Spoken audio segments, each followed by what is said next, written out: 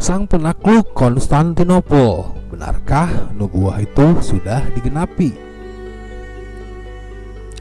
Assalamualaikum warahmatullahi wabarakatuh, Sobat Nyubi TV dimanapun saat ini kalian berada.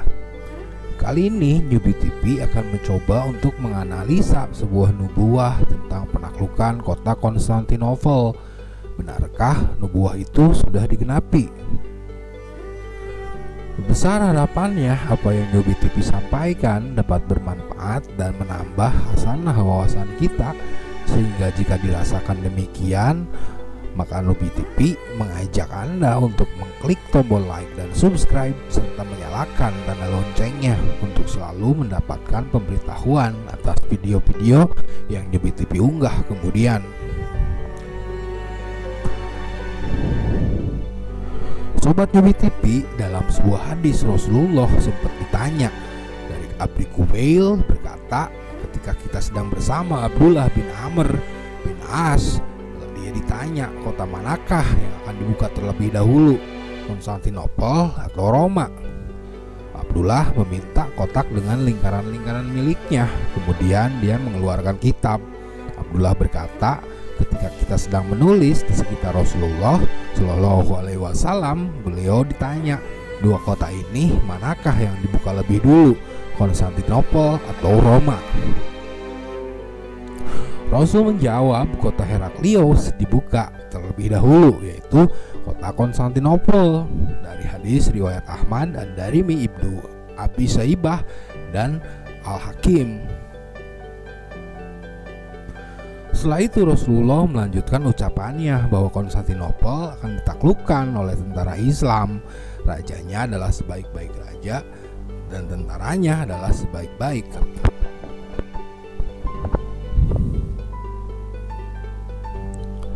Atas dasar nubuah Rasulullah tersebut, kemudian menjadikan para khalifah atau pemimpin Islam terus berusaha mewujudkan nubuah itu dan mencoba menaklukkan Konstantinopel.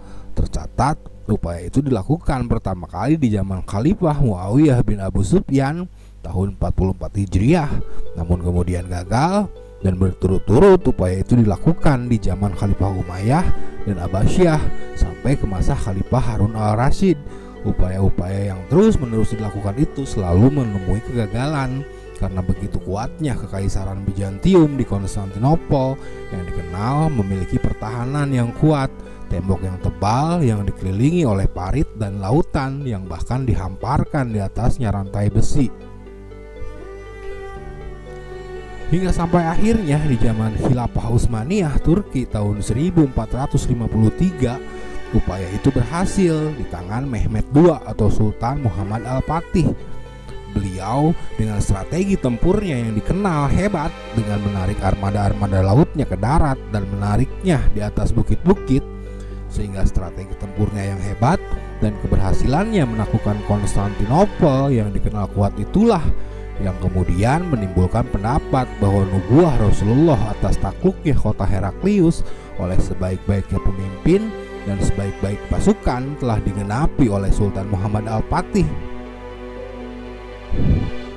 Tak berhenti di penaklukan Konstantinopel, Sultan Muhammad Al-Fatih juga diketahui terus berupaya menuju kota Roma untuk mencoba mewujudkan kembali nubuah yang tersisa, yaitu penaklukan kota Roma.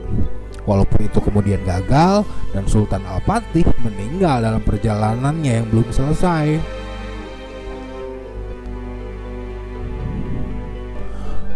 Sobat Nyubi TV, sepintas kemudian kita seolah disodorkan kepada sejarah yang heroik dari kehebatan tentara Islam yang begitu dikjaya menaklukkan bangsa-bangsa, dan kemudian itu memunculkan kebanggaan tersendiri tentang masa kegemilangan Islam. Walaupun kemudian penulis tidak mengerti adakah secara hukum Islam diperbolehkan kita sebagai umat Islam memerangi bahkan mengagresi bangsa lain, menaklukkannya mereka satu persatu hanya demi mewujudkan nubuah dari Rasulullah. Wallahu a'lam bishawab. Sobat Nyubi TV, selain ternyata nubuah itu belumlah selesai, yaitu kota Roma bahkan sampai detik ini belum terbukti dapat ditaklukkan. Selain permasalahan yang diungkapkan di atas, tentang kebolehan dari umat Islam memerangi, mengagresi dan menaklukkan bangsa lain, maka kemudian kita menemukan sebuah hadis tentang fase-fase dari akhir zaman. Rasulullah bersabda dari Malik bin Yukmir dari Muadz bin Jabal, ia berkata, Rasulullah, ramainya Baitul Maqdis adalah tanda kehancuran kota Madinah. Hancurnya kota Madinah adalah tanda terjadinya peperangan besar.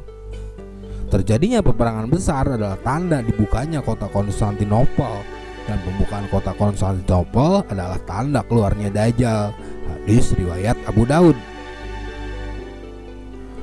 Dari hadis itu kemudian kita bisa melihat bahwa fase penaklukan dari kota Konstantinopel adalah justru setelah terjadinya peperangan besar atau Mahamah Al-Kubra, sehingga atas dasar itu kemudian menjadi timbul pertanyaan, benarkah penaklukan yang dilakukan oleh Sultan Muhammad Al-Fatih dengan strategi hebatnya yang diyakini sebagai sebaik-baik pemimpin dan sebaik-baik pasukan itu telah menggenapi nubuah hadis?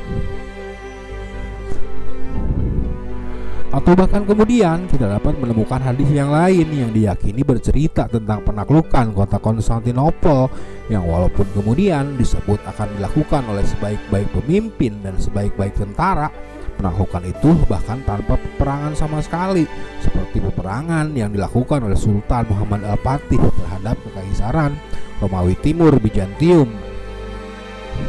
Yang bahkan lebih ironis lagi, ternyata penaklukan itu justru akan dilakukan oleh Bani Ishaq, anak keturunan Nabi Ishaq, yang entah itu keturunan biologis seperti yang banyak diyakini sebagai Is bin Ishaq, atau itu keturunan secara ideologis. Wallahu a'lam bishawab. Rasulullah SAW bersabda, apakah kalian pernah mendengar suatu kota yang terletak sebagiannya di darat dan sebagiannya di laut? Maka para sahabat menjawab, pernah wahai Rasulullah. Beliau SAW bersabda, tidak terjadi hari kiamat sehingga ia diserang oleh 70.000 orang dari Bani Ishaq. Ketika mereka telah sampai di sana, maka mereka memasukinya. Mereka tidaklah berperang dengan senjata dan tidak melepaskan satu anak panah pun. Mereka hanya berkata, la ilaha illallah wa Allahu akbar. Maka jatuhlah salah satu bagian dari kota itu. Berkata Tasawur, perawi dari hadis, saya tidak tahu kecuali hal ini hanya dikatakan oleh pasukan yang berada di laut. Kemudian mereka berkata yang kedua kalinya, la ilaha illallah wa Allahu akbar. Maka jatuh pula sebagian yang lain yang di darat. Kemudian mereka berkata lagi, la ilaha illallah wa Allahu akbar. Maka terbukalah semua bagian kota itu, lalu mereka pun memasukinya. Ketika mereka sedang membagi-bagikan harta rampasan perang, tiba-tiba datanglah seorang setan seraya berteriak, sesungguhnya Dajjal telah keluar. Kemudian mereka meninggalkan segala sesuatu dan kembali. Hadis riwayat Muslim dalam Kitabul Fitan wa 100 Sa'ah.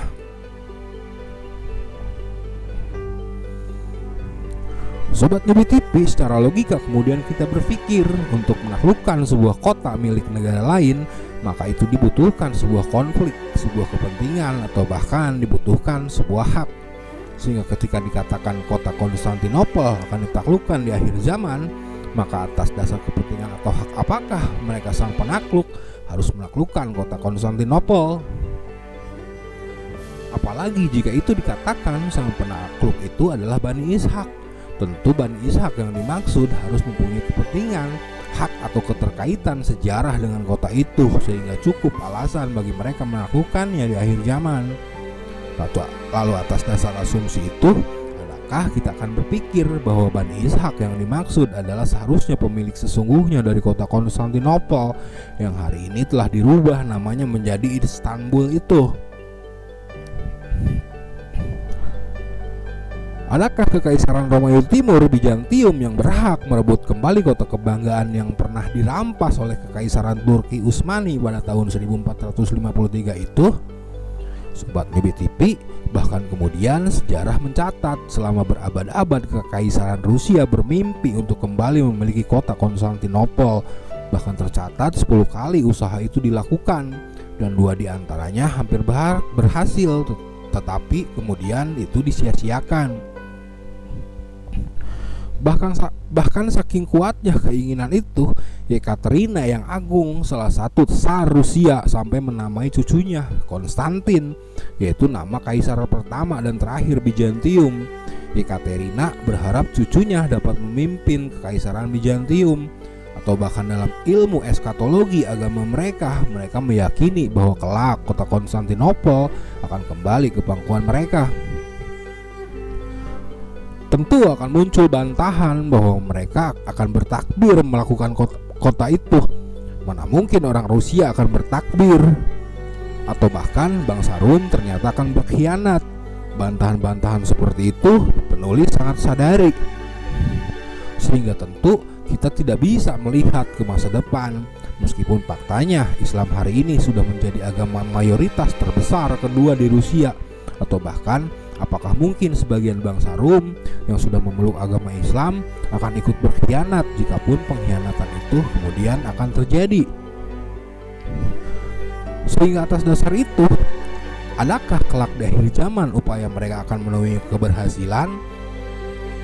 Lalu apakah Rusia adalah Bani Ishak, sang penakluk Konstantinopel yang dimaksud? Wallahu a'lam bishawab. Terima kasih sudah menonton. Wassalamualaikum warahmatullahi wabarakatuh.